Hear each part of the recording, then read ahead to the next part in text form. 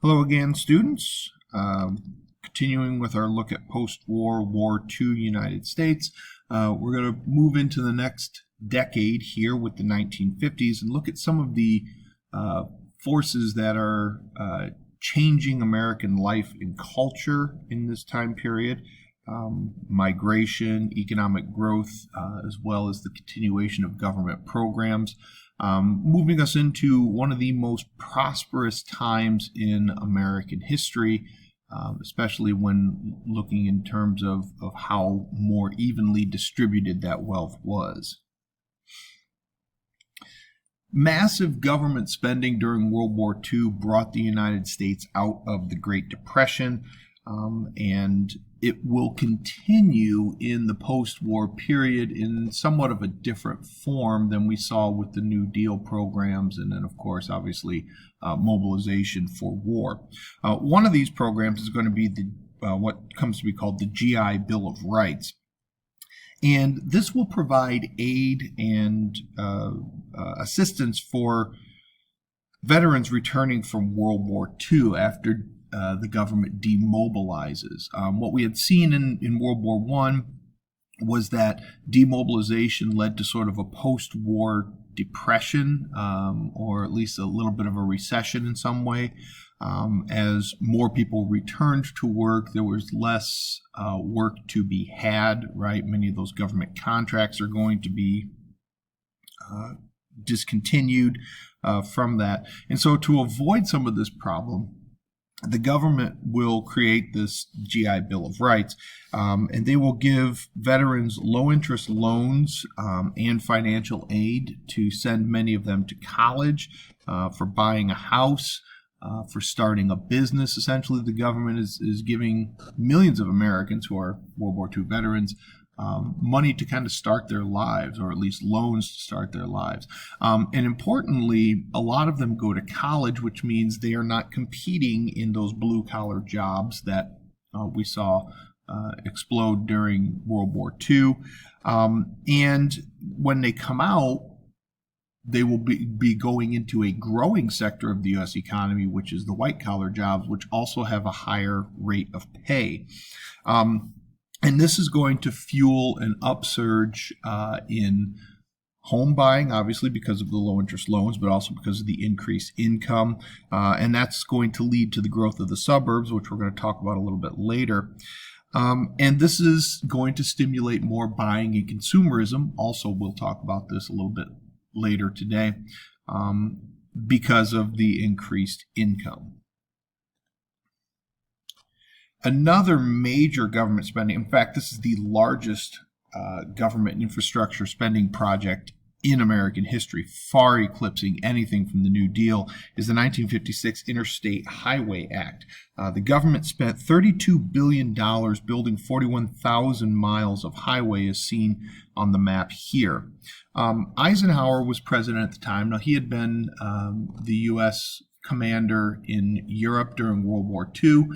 And he had been impressed by the German Autobahn, which was the system of highways there. And he had also been a little bit dismayed by the state of the roads in the United States. And he looked at this largely as a defense issue. If the United States were attacked, we would need to mobilize our military quickly, and we would need to get places. And the U.S. is a very large country, and getting there through some of this rough terrain would be exceedingly difficult, and had been during World War II, just getting to the coast to go where we needed to go. So he thought a highway system would help with this. In addition, now that we've got atomic weapons, nuclear warfare is a possibility. There was this concern about being able to evacuate U.S. cities quickly in case of a nuclear attack.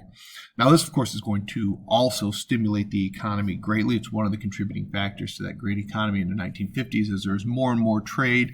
The majority of shipping in America today is done by semi-truck, and this is going to connect all of these cities, as well as the factories and that sort of thing. So markets and materials and everything else are all on the highways. This is going to also add to the growth of the suburbs, as the highways make it easy for people to live outside the city in the suburbs and move in and work inside the cities. As well as boosting the vacation industry. Places like Disneyland will be created during this time. The national parks see a great uptick in the amount of visitors they see. Las Vegas really grows into sort of the vacation destination that it is, all because American families can travel on these highways. And of course, the increased prosperity means people can take time off, people can afford to travel in ways they hadn't. Now, one of the negatives that we'll see of this is that a lot of towns sort of get bypassed by these highways, and so businesses there might suffer as the decrease in traffic as the highways go around the town.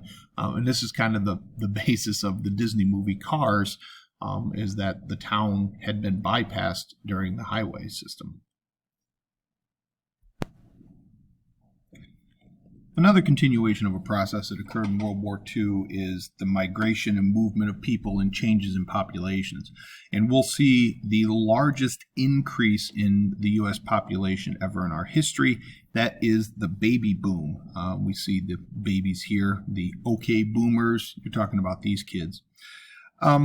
There was an increase of about 27% in the U.S. population, which accounted for about one baby born every 7 seconds.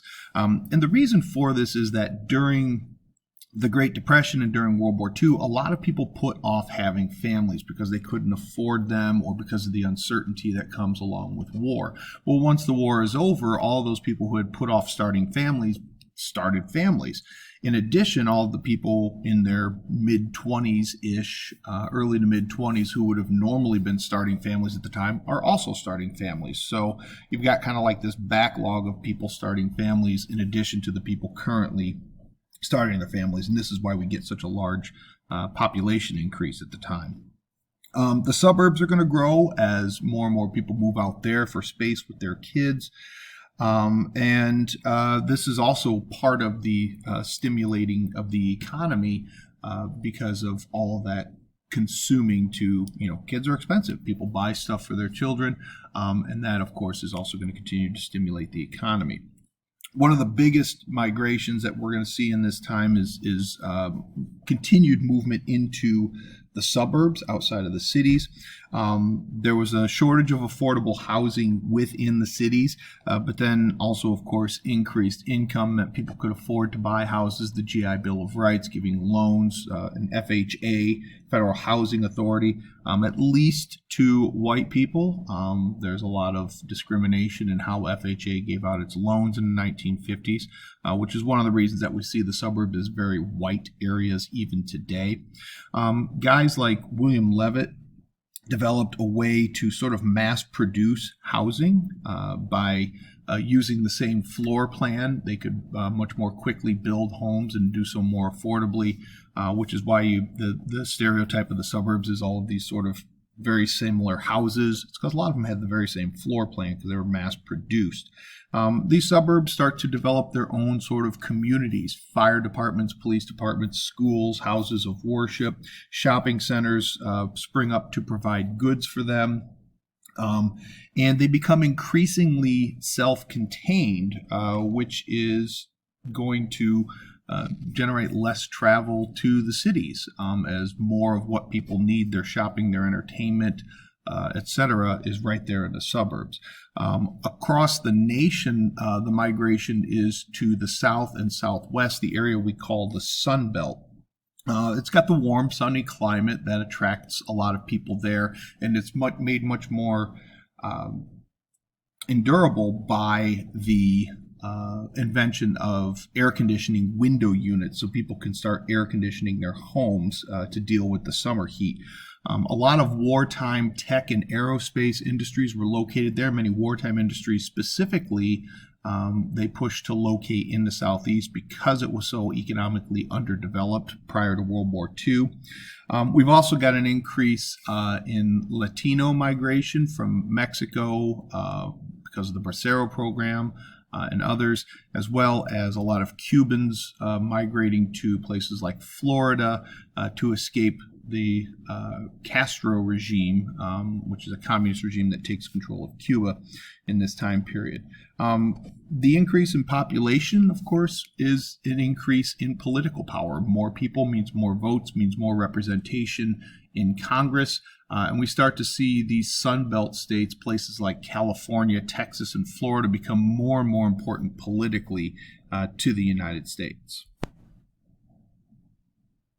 Another big change in American society, often coming from technological innovations, is the rise of consumerism. Buying on a large scale, oftentimes on credit, not fully paying for things right away, becomes sort of the American way of life in the 1950s, and it's still a large part about how people consume today. Those higher education levels obviously increased income, but also unions were at their strongest in the 1950s. So a lot of your blue-collar workers also enjoyed some very high wages relative to what they had been before working in factories, as well as the new manufacturing techniques, which are going to decrease the prices. Automation, for example, helps to produce more. And remember, when it's produced faster, it generally brings down the prices. And then in addition, companies were devising more and more ways that people could buy on credit. For example, the first credit cards started to be created and issued during the 1950s. Appliances, much like we saw with the 1920s, and you'll see a lot of similarities between the 1920s and 1950s. Appliances made housework easier, creating more free time, particularly for women who are still traditionally the homemakers. Shopping centers and supermarkets, as we had seen before, and notice a lot of these changes overlap. Some lead to the others, and others, come from some of these other changes. The shopping centers and supermarkets that we saw in the suburbs are part of this consumer growth, consumerism. And of course, this is going to continue to stimulate the economy, keeping unemployment at a pretty low rate in the 1950s, because somebody has to make all of the stuff that we're going to buy. We become increasingly dependent on automobiles, on the car. Car companies are going to make bigger, fancier cars with a lot of the latest gadgets and features like power steering and power brakes and automatic transmission, which is something you would never buy a car without today. Maybe manual transmission are kind of fun to drive, but for the most part, these are new features in the 1950s. People living in the suburbs depended on cars. They needed them to get into work in the cities or to get to the shopping centers. And for the same reason that we saw the increase in consumerism, we see an increase in purchasing power and decrease in relative price of cars as a result. So we start to see a lot of things catering to the automobile, drive-in movie theaters, fast food drive-thrus, and that sort of thing. Television also plays a huge role in shaping American culture. More and more people could afford television. Baby boomers were one of the first generation to be raised with television, children's shows and cartoons geared towards them. The family sitcom being lampooned on WandaVision today, sort of reinforced the ideal of the 1950s nuclear family. But remember, it's just sort of an ideal, not necessarily the reality. Television more showed us what we wanted to think of ourselves, not what the reality necessarily was. So these shows rarely featured social problems or people of color. Television is going to be a threat to the movie industry as people start getting more and more of their entertainment at home. But this is most importantly going to reinforce and speed up that mass culture that was being created by radios and movies in the 1920s. And it's going to change political campaigns as people start to advertise on television when running for office, and people need to sort of look the part, to look sort of presidential, most notably John F. Kennedy as a TV president. Looking at the graphic organizer here, the first column, you need to give me two causes of the change. In the center column, you need to explain the change. and on the right column give me 2 effects. So for example here with the GI Bill of Rights, I give you the definition in the middle. I give one of 2 causes, come up with another one, and one of 2 effects. Many of these have several different effects, and many of them can be causes or effects of each other. Good luck. I love you. Bye-bye.